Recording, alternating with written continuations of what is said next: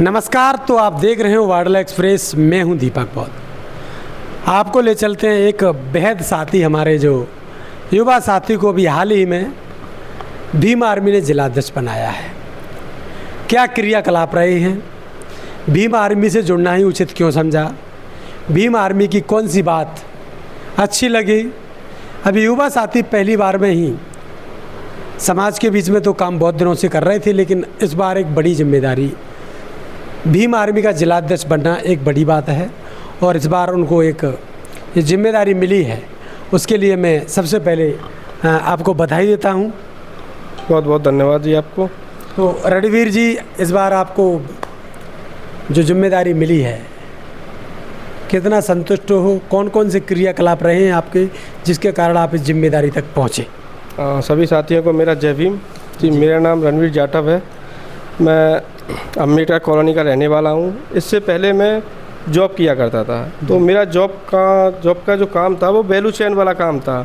Job में रहते हुए भी हमने जो एक मिशन 78 भीम आर्मी का जो एक संगठन है वो भी, तो उसका मैं जिला अध्यक्ष रहा हूँ शिवपुरी का। उसमें हमने अंडर कवर रूप से काफ़ी काम किया है, करीब 4 साल काम किया है।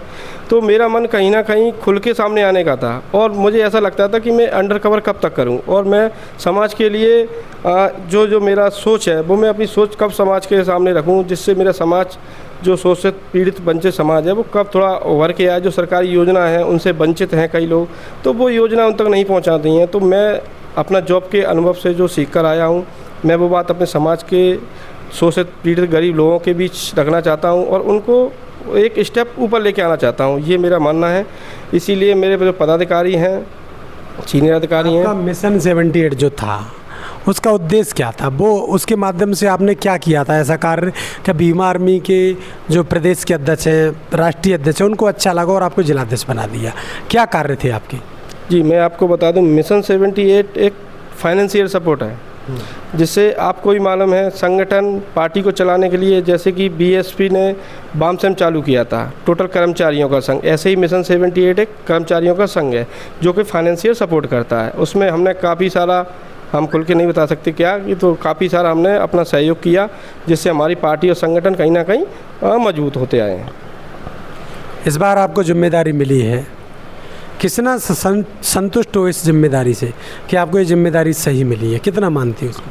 देखिए, जिम्मेदारी मैंने नहीं ली है, मेरे जो पदाधिकारी हमारे राष्ट्रीय अध्यक्ष जी हैं, प्रदेश प्रभारी जी हैं, उन्होंने मुझे जो जिम्मेदारी सौंपी है, मैं पूरी कोशिश करूँगा कि अपनी जिम्मेदारी पर ईमानदारी से, निष्ठा से काम करूँगा और समाज के हित में काम करूँगा। अभी आपको जो जिम्मेदारी मिली है भीम आर्मी की, इसकी मुख्य जो जिम्मेदारियाँ क्या हैं, किस प्रकार से उनको देख रहे हो और आगे आने वाले समय में मुख्य उद्देश्य क्या रहने वाला भीम आर्मी का?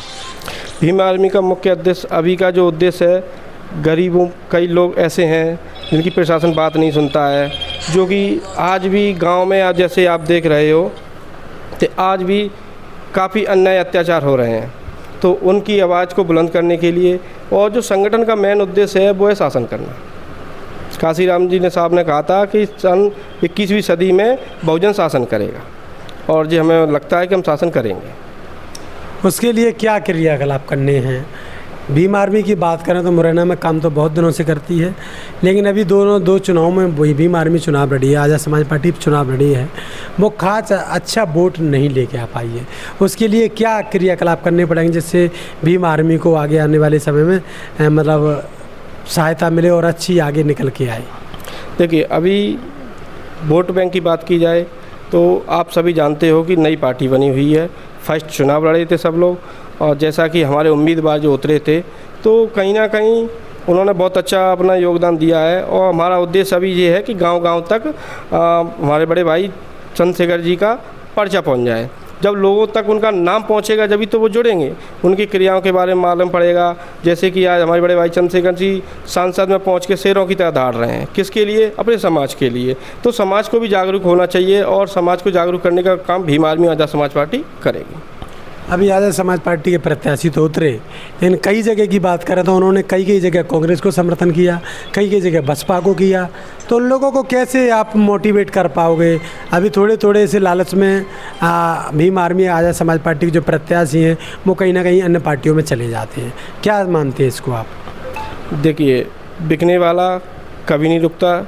अभी फ़िलहाल की बात ही है तो कांग्रेस का एक प्रत्याशी भाजपा में गया है, माना हुआ प्रत्याशी था। तो कहीं ना कहीं हो सकता है कि उन्होंने जो काम किया वो समाज को नहीं चाहते हैं, ना कि समाज को आगे बढ़ाना चाहते हैं। और जहाँ जैसा कि सपोर्ट किया है तो उन्होंने जो भी किया होगा अपने समाज के भले के लिए किया होगा, ये मेरा मानना है। तो रणवीर जी, आप इसको जो आपको जिम्मेदारी मिली है, आने वाले समय में क्या टारगेट रहने वाला है? कितने भीम आर्मी के कार्यकर्ता नए बनाने वाले हो? किस स्तर पर बनाने वाले हो? कैसे कैसे लोगों को जोड़ने वाले हो जो भीम आर्मी को आगे बढ़ाना सके? मेरा जो मानना है, जो मेरी रूपरेखा है, उसमें भीम आर्मी युवाओं के साथ साथ हमको कर्मचारियों को भी जोड़ना है। गांव लेवल पे हमने एक ऑफिस की प्लानिंग कर रखी है, जो ऑफिस में गरीब शोषित पीड़ित बच्चों की आवाज़ सुनी जाएगी और जो उनकी समस्या होगी उनका हल निकाला जाएगा। उसके लिए हमारे जो कार्यकर्ता हैं वो पूर्ण रूप से तत्पर रहेंगे उनकी सेवाओं के लिए। शिक्षा के क्षेत्र में भीम आर्मी क्या कुछ करने वाली है? शिक्षा के क्षेत्र में हमारे बड़े भाई चंद्रशेखर आज़ाद जी आवाज़ उठा रहे हैं सरकारी स्कूलों में। तो शिक्षा को बेहतर बनाने के लिए मैं तो अपने हर एक कार्यकर्ता से कहूँगा कि कुछ करने से पहले अपने महापुरुषों को पढ़िए। जब महापुरुषों को पढ़ोगे, उनकी विचारधाराओं को समझोगे, जब आप जनता के बीच बोल पाओगे और जनता को समझा पाओगे। जो खासकर भीम आर्मी से जो युवा जुड़ता है, जितने भी जो युवा जुड़ने जा रहे हैं, उन युवाओं में खासकर जो मेन रस होता है उसकी थोड़ी सी कमी है।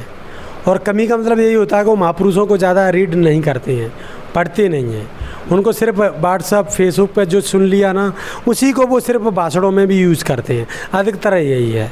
आप क्या मानते हैं, ऐसे कार्यकर्ता क्या आने वाले समय में वो आपकी जो पार्टी है, आपका जो संगठन है, उसको सपोर्ट कर पाएगा? सिर्फ 2 किताबें पढ़ी नहीं है अभी तक।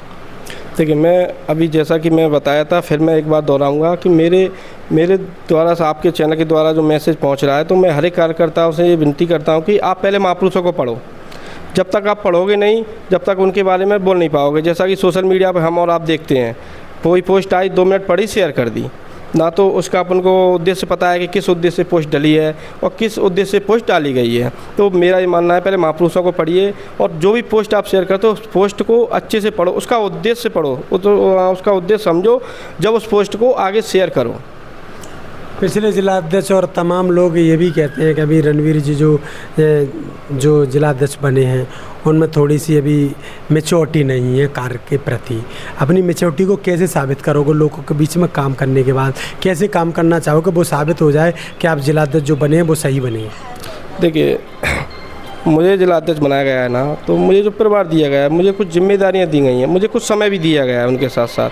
तो मैं पूरी कोशिश करूंगा कि उस समय से उन जिम्मेदारियों को निभा सकूं, जिससे जो मेरे नेगेटिव हैं, जो मेरे बारे में गलत सोच रहे हैं, मैं हो सकता है मुरैना की जनता भीम आर्मी कार्यकर्ताओं से परिचित नहीं हूँ, लेकिन क्या नया व्यक्ति आता है, क्या उसको काम करने का अधिकार नहीं है? हमने इससे पहले जिलाध्यक्ष रहे थे मिशन 78 के शिवपुरी में, तो वहाँ भी हम अनपरिचित थे, लेकिन वहाँ पर हमने कई कर्मचारियों को इसमें जोड़ा था। तो वहाँ भी तो वो भी तो एक काम था। तो जैसे ही मेरा ये मानना है, जितने भी यहाँ मेरे जो कार्यकर्ता भाई हैं, मैं सभी को साथ में लेके चलूँगा और सभी से निवेदन है कि तो सब मेरा ये मानना है कि सभी कार्यकर्ता अपना पूरी ईमानदारी से काम करे और समय समय पर बैठक करे। जो भी गाइडलाइन ऊपर से आएंगी हम आपको दे दिया करेंगे। उनको पूर्ण कैसे करना है, काम 2 तरीके से होता है, एक तो काम दिया जाता है और दूसरा काम को कैसे कराया जाता है। तो हम भी एक सर्विस में थे, तो हमने ये देखा कि हमें हमारे सीनियर थे, हमें काम दिया करते थे, लेकिन उस काम को कैसे कराना है तो वो हमारे जो एडीएम रहा करते थे, असिस्टेंट ब्लॉक मैनेजर, एवीएम, तो वो ये बताते कि काम को कैसे करना है। तो हमने वहाँ से बहुत सारी चीज़ें सीखी कि काम देना कैसे है और काम को कराना कैसे है। तो ये मैं समय समय पर मीटिंग के माध्यम से अपने कार्यकर्ताओं को बताता रहा। चलिए, तो लगातार बने रही हमारे साथ। आज हमारे साथ जुड़े थे रणवीर जाटव, जो कि जिलाध्यक्ष मुरैना बनाया गया है भीम आर्मी का। भीम आर्मी की तमाम युवाओं के बीच में उनकी पहचान है और लेकर आगे बढ़ने वाले हैं। तो लगातार बने रहिए यूट्यूब, फेसबुक और इंस्टाग्राम पर हमारे साथ। अगर नए हैं तो चैनल को सब्सक्राइब भी करें और आर्थिक सहयोग करना ना भूलें। तो बने रहिए वाडला एक्सप्रेस के साथ, देखते रहिए वाडला एक्सप्रेस। मैं हूँ दीपक, बहुत बहुत धन्यवाद।